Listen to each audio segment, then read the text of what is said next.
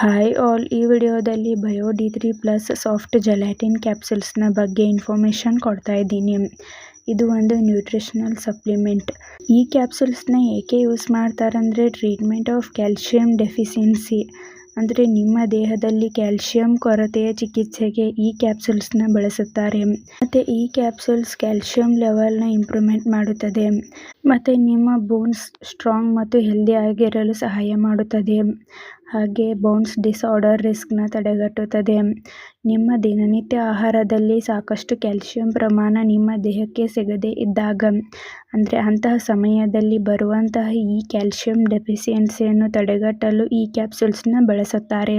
ಈ ಕ್ಯಾಪ್ಸೂಲ್ಸ್ ಹೇಗೆ ವರ್ಕ್ ಮಾಡುತ್ತೆ ಅಂದರೆ ಇದರಲ್ಲಿ ಕ್ಯಾಲ್ಶಿಯಂ ಮತ್ತು ವಿಟಮಿನ್ D3 ಮೆಡಿಸಿನ್ಸ್ ಇವೆ. ಕ್ಯಾಲ್ಶಿಯಂ ಇದು ನಿಮ್ಮ ದೇಹದಲ್ಲಿರುವಂಥ ಕ್ಯಾಲ್ಶಿಯಂ ಡೆಫಿಷಿಯನ್ಸಿಯನ್ನು ತಡೆಗಟ್ಟುತ್ತದೆ. ವಿಟಮಿನ್ D3 ಇದು ಒಂದು ವಿಟಮಿನ್ ಮೆಡಿಸಿನ್. ಇದು ನಿಮ್ಮ ದೇಹದಲ್ಲಿರುವಂತಹ ರಕ್ತದಲ್ಲಿ ವಿಟಮಿನ್ D ಮಟ್ಟವನ್ನು ಹೆಚ್ಚಿಸುತ್ತದೆ. ಇದು ಆಹಾರದಿಂದ ಹೆಚ್ಚು ಕ್ಯಾಲ್ಶಿಯಂ ಹೀರಿಕೊಳ್ಳಲು ಸಹಾಯ ಮಾಡುವ ಮೂಲಕ ನಿಮ್ಮ ರಕ್ತದ ಮಟ್ಟವನ್ನು ಸುಧಾರಿಸುತ್ತದೆ. ಮತ್ತು ಈ ಕ್ಯಾಪ್ಸೂಲ್ಸ್ ನಿಮ್ಮ ಮೂಳೆಗಳು ಬಲವಾಗಿ ಮತ್ತು ಆರೋಗ್ಯವಾಗಿಡಲು ಕೂಡ ಸಹಾಯ ಮಾಡುತ್ತದೆ. ಈ ಕ್ಯಾಪ್ಸೂಲ್ಸ್ನ ಹೇಗೆ ಯೂಸ್ ಮಾಡಬೇಕಂದ್ರೆ ನಿಮ್ಮ ವಯಸ್ಸಿಗೆ ಅನುಗುಣವಾಗಿ ಡೋಸ್ ಮತ್ತು ಡ್ಯೂರೇಷನ್ನ ನಿಮಗೆ ನಿಮ್ಮ ಡಾಕ್ಟರ್ಸ್ ಅಡ್ವೈಸ್ ಮಾಡುತ್ತಾರೆ. ನಿಮಗೆ ನಿಮ್ಮ ಡಾಕ್ಟರ್ಸ್ ಹೇಗೆ ಅಡ್ವೈಸ್ ಮಾಡಿರುತ್ತಾರೋ ಹಾಗೆ ಈ ಕ್ಯಾಪ್ಸೂಲ್ಸ್ನ ಯೂಸ್ ಮಾಡಿ. ಈ ಕ್ಯಾಪ್ಸೂಲ್ಸ್ನ ಮೊದಲ ಬಾರಿಗೆ ಯೂಸ್ ಮಾಡುವಂಥವರಿಗೆ ಡಾಕ್ಟರ್ಸ್ ವೀಕ್ಲಿ 1 ಟೈಮ್ ಮಾತ್ರ ಅಡ್ವೈಸ್ ಮಾಡುತ್ತಾರೆ. ಬೇರೆ ಬೇರೆ ಕಂಡೀಷನ್ಸ್ಗೆ ಬೇರೆ ಬೇರೆ ರೀತಿ ಡಾಕ್ಟರ್ಸ್ ಈ ಕ್ಯಾಪ್ಸೂಲ್ಸ್ನ ಅಡ್ವೈಸ್ ಮಾಡುತ್ತಾರೆ. ಆದ್ದರಿಂದ ಎಲ್ಲ ಕಂಡೀಷನ್ಸ್ಗೂ ಕೂಡ ಒಂದೇ ರೀತಿ ಈ ಕ್ಯಾಪ್ಸೂಲ್ಸ್ನ ತೆಗೆದುಕೊಳ್ಳಬಾರದು. ನಿಮಗೆ ನಿಮ್ಮ ಡಾಕ್ಟರ್ಸ್ ಹೇಗೆ ಅಡ್ವೈಸ್ ಮಾಡಿರುತ್ತಾರೋ ಹಾಗೆ ಈ ಕ್ಯಾಪ್ಸೂಲ್ಸ್ನ ಯೂಸ್ ಮಾಡಿ. ಈ ಕ್ಯಾಪ್ಸೂಲ್ಸ್ನ ಸೈಡ್ ಎಫೆಕ್ಟ್ಸ್ ಮಲಬದ್ಧತೆ, ಹೊಟ್ಟೆ ಉಬ್ಬರ ಹೀಗೆ ಮೈನರ್ ಸೈಡ್ ಎಫೆಕ್ಟ್ಸ್ ಆಗುತ್ತದೆ.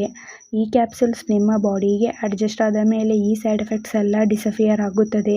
ಒಂದು ವೇಳೆ ಹೀಗೆ ಲಾಂಗ್ ಟರ್ಮ್ ಆಗಿ ಕಾಣಿಸ್ಕೊಳ್ತಾ ಇದ್ದರೆ ಕೂಡಲೇ ಡಾಕ್ಟರ್ಸ್ನ ಕನ್ಸಲ್ಟ್ ಮಾಡಿ.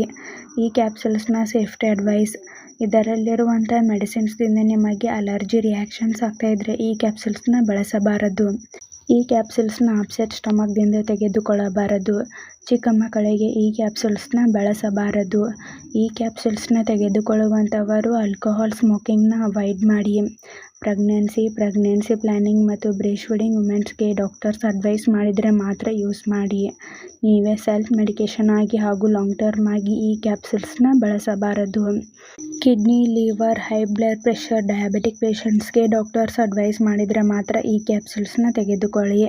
ಮತ್ತು ಈ ಕ್ಯಾಪ್ಸೂಲ್ಸ್ನ ತೆಗೆದುಕೊಳ್ಳುವಂಥವರು ಇದರ ಜೊತೆಗೆ ಬೇರೆ ಆ್ಯಂಟಿಬಯೋಟಿಕ್ಸ್, ಮೂಳೆಗೆ ಸಂಬಂಧಿಸಿದ ಬೇರೆ ಟ್ಯಾಬ್ಲೆಟ್ಸ್ನ ತೆಗೆದುಕೊಳ್ತಾ ಇದ್ದರೆ ಡಾಕ್ಟರ್ಸ್ಗೆ ತಿಳಿಸಿ.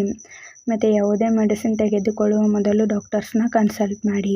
ಈ ವಿಡಿಯೋ ನಿಮಗೆ ಇಷ್ಟ ಆಗಿದ್ದರೆ ಲೈಕ್ ಮಾಡಿ, ಕಮೆಂಟ್ ಮಾಡಿ, ಶೇರ್ ಮಾಡಿ. Thank you.